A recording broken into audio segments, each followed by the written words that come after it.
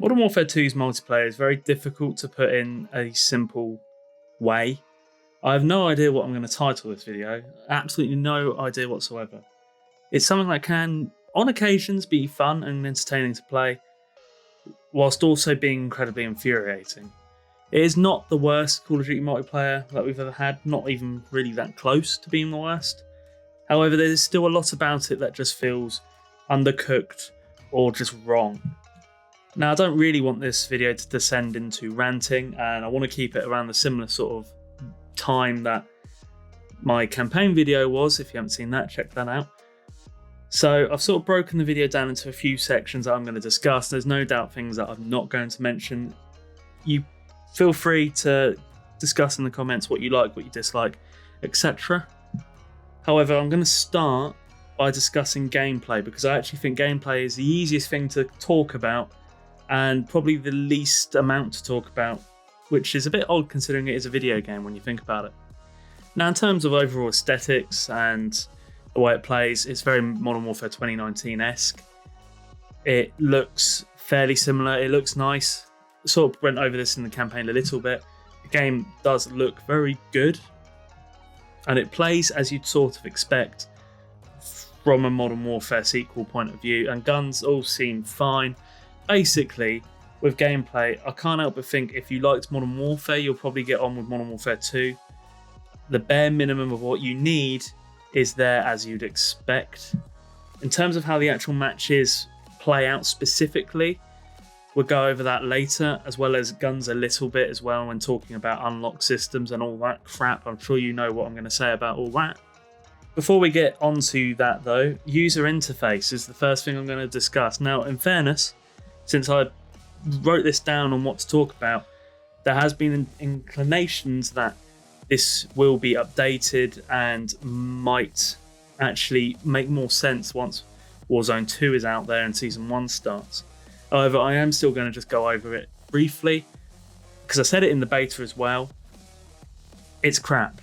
The user interface looks crap at this moment in time. It is too complicated. It's far too wasteful in terms of space and having to scroll through the menus.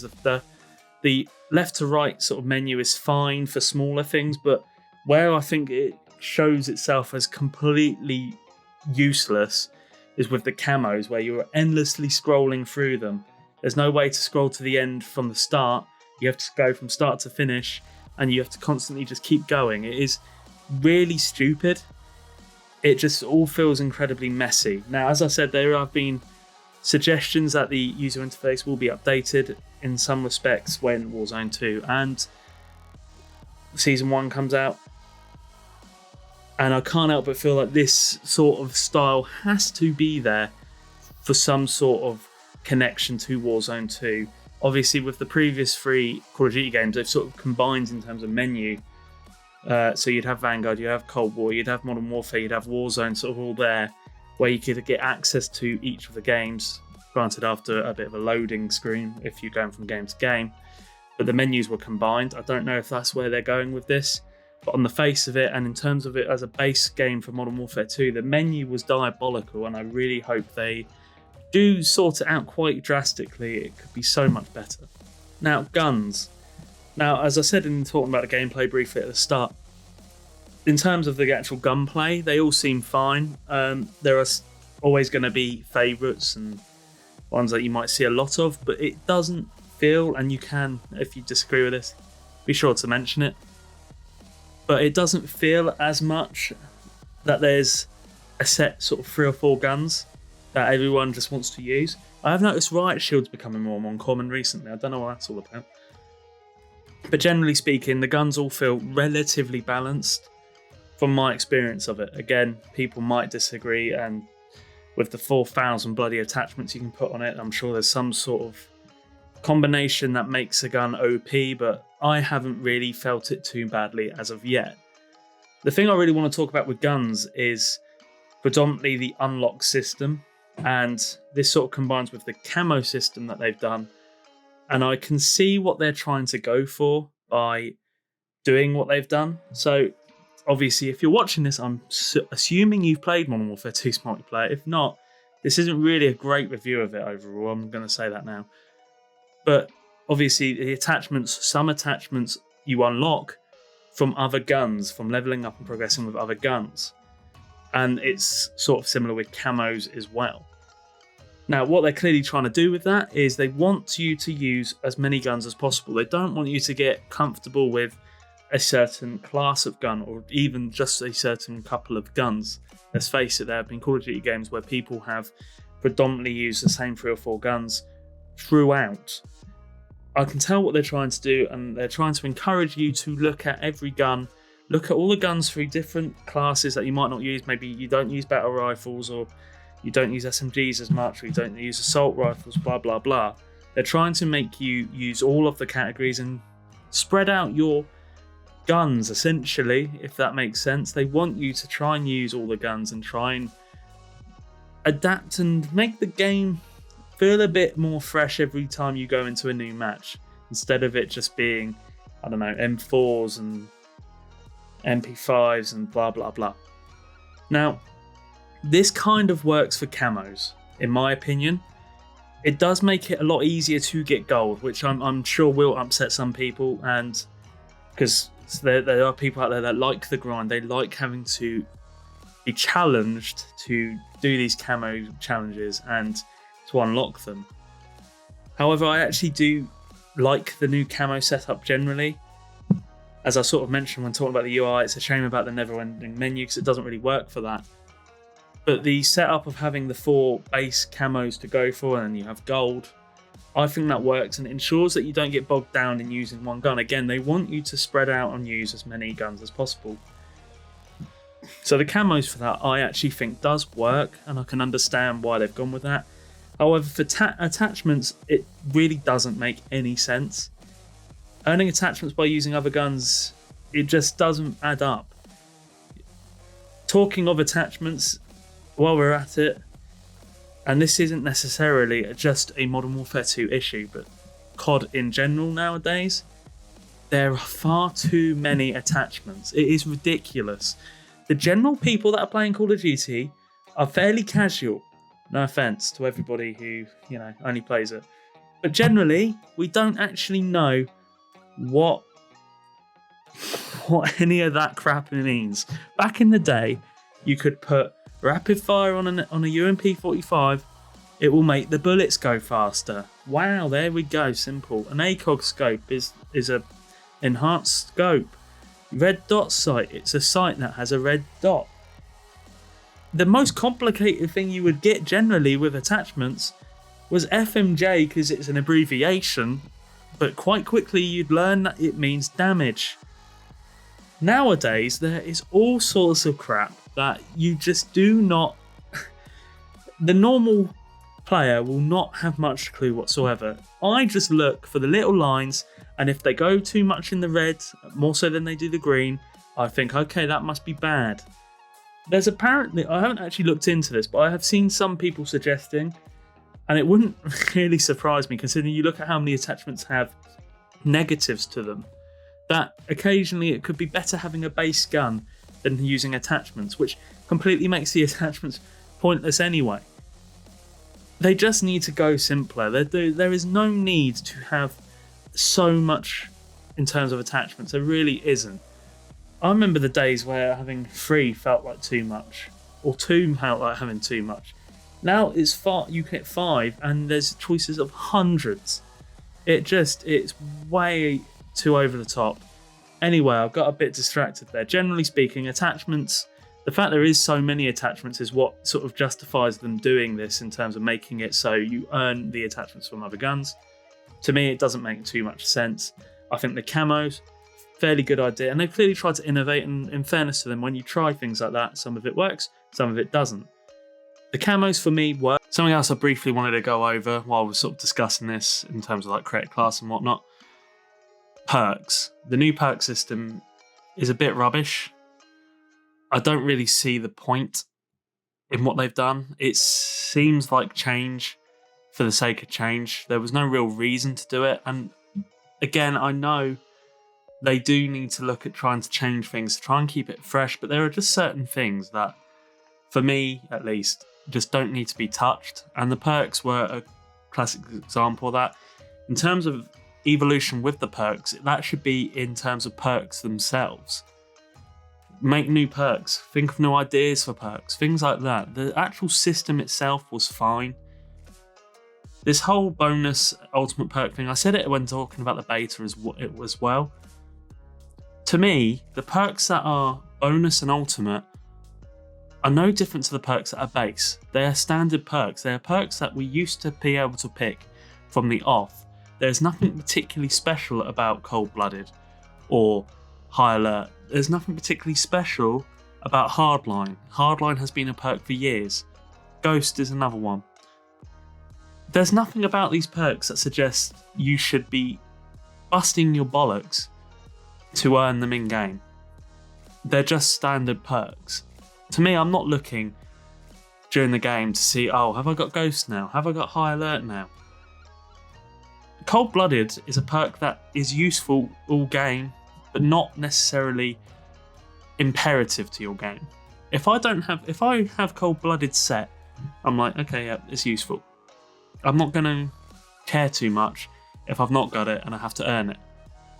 It just seems completely unnecessary, and I do wish they just kept the perks the same as they normally would do and not facilitate this sort of weird new system.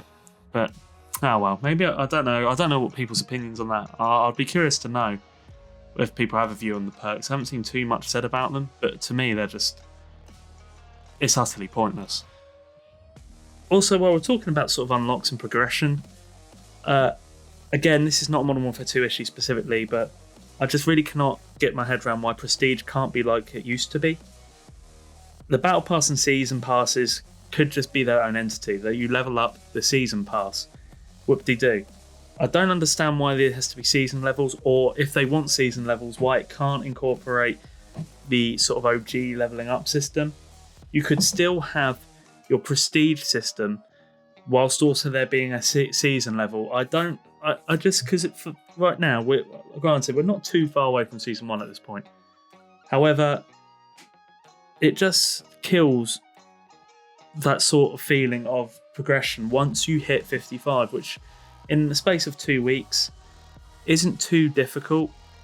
Lots of people are already up there, and that is an issue with the game generally, that it feels a little bit incomplete, and we'll go on that a bit later.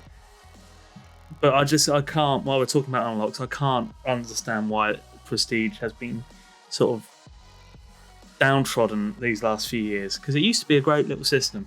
So we've already passed 10 minutes and we haven't even got to maps yet. Generally speaking, on the maps, it's a mixed bag.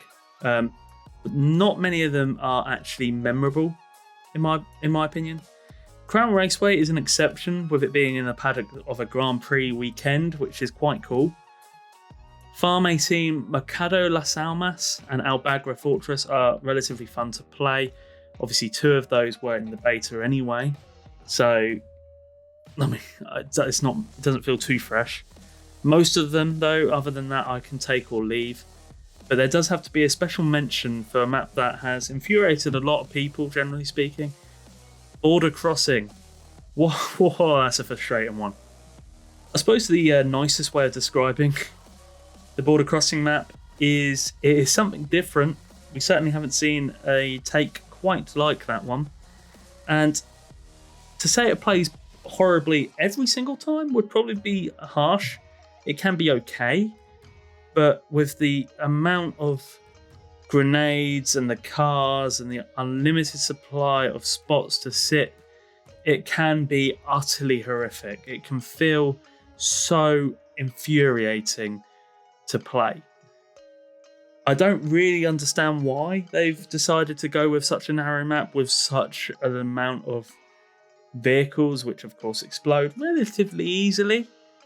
But I'm assuming they're going for the competitive angle. And in fairness, I have not yet played the map on Search and Destroy, and I have seen some suggestions that on Search and Destroy actually plays okay. However, I can imagine the spawning in and instantly being decimated by a lobbed lucky grenade. So whether it does play well or not on Search and Destroy, I don't know. If you have played it on there and it is actually good, let me know. But yes, I don't know what they were thinking with that one. It certainly isn't the worst map ever, though, I have to say, because there is at least stuff going on. It's not like Stonehaven where you're running around for 20 minutes in the Scottish countryside. You've got Greenberg. Yeah, we'll go with that. Hotel, which is bland and fairly boring and fairly inconspicuous.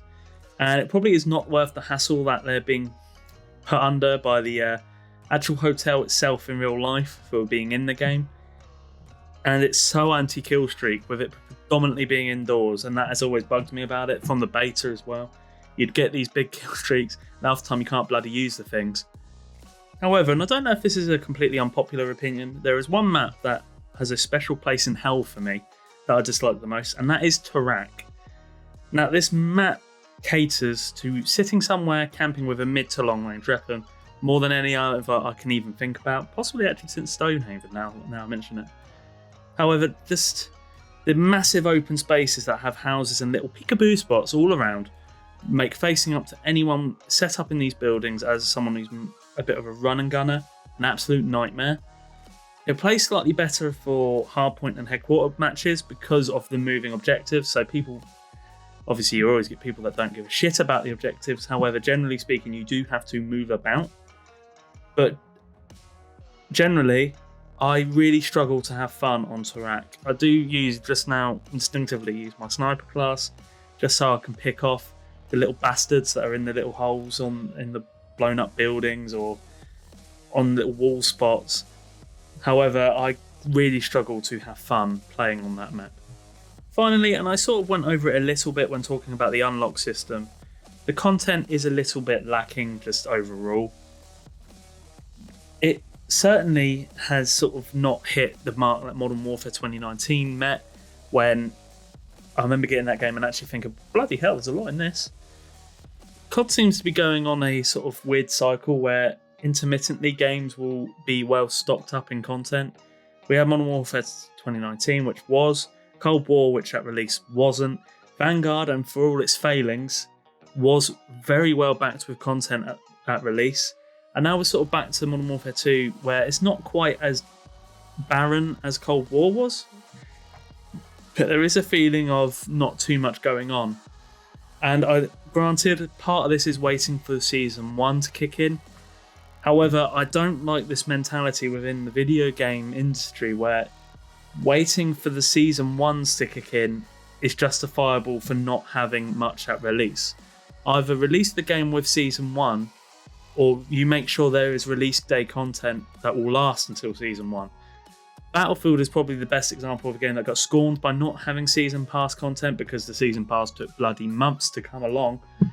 With Modern Warfare 2, luckily it is coming along relatively soon. It'll only be about 3 or so weeks in between. But generally, I don't like this mentality that you can get away with not providing enough content at release. You got to remember these games cost anywhere from 70 to 100 quid or dollars. You have to make sure that the content is there from the start. So overall, Modern Warfare 2 is quite frustrating. It's not a game that I'm sure I'll be able to continue playing for 2 years, which is of course a big point. This game is going to be there for 2 years, however, albeit with a premium £70 DLC in 2023 supposedly. There will be a video talking about that specifically in the next few days, hopefully.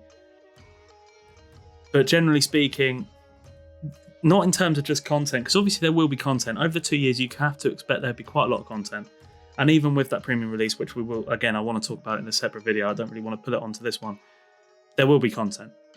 But in terms of the way the game actually plays, the play styles is still the same as Modern Warfare. As I said about talking about Tarak, generally it's there on all maps, it's just pronounced on Tarak. The play styles are still relatively slow, it still caters to camping, it's still quite boring in that respect and frustrating. The map designs are all over the place a little bit. The unlock systems are a bit weird, the menus aren't very good. Warzone 2 really does need to come around relatively quickly, and you've got to recall that when it was first played by media and content creators, etc., it wasn't particularly received very well, Warzone 2. There was a suggestion of them going potentially too far in terms of trying to change it up, I suppose. However, it does feel like a game that, in terms of content, it needs Season 1 and Warzone 2 to kick in. In terms of content long term, I don't worry about it. However, the way it plays is what will be the killer for this, I think. It just does not play brilliantly. And like I say, it's those little frustrations that make you think, I'm not sure I can keep going with this for a whole 2 years. So that sums up my thoughts on Modern Warfare 2's multiplayer. Just, if you're still here, thank you for watching and listening. Mainly, I did get a bit ranty halfway through. I just want to point out that Spec Ops and the co-op missions, etc., whatever they want to call them these days, I haven't actually played, so I'm not going to talk about them. There's no point. But that pretty much sums up my thoughts. Obviously, we had the campaign video that went out a few weeks ago, but now that sums up my thoughts on Modern Warfare 2. Pretty decent campaign. Not everyone's opinion. That multiplayer that is in the could be better category, I would say. It's certainly not the worst by a fairly easy stretch, but it's not that memorable as of right now. Let me know what you think of Modern Warfare 2's multiplayer in the comments below. If you're new here, and I don't do this enough, I can't bring myself to self-promote for whatever reason. I just sort of have that viewpoint of, oh, if you're going to subscribe, you're going to subscribe anyway. But if you do enjoy the videos, or you enjoyed the campaign videos or any other videos, and you're just sort of lingering, seeing how it's going to go with this, please do consider subscribing and liking, etc. And yeah, I'll see you in another video very soon. Goodbye.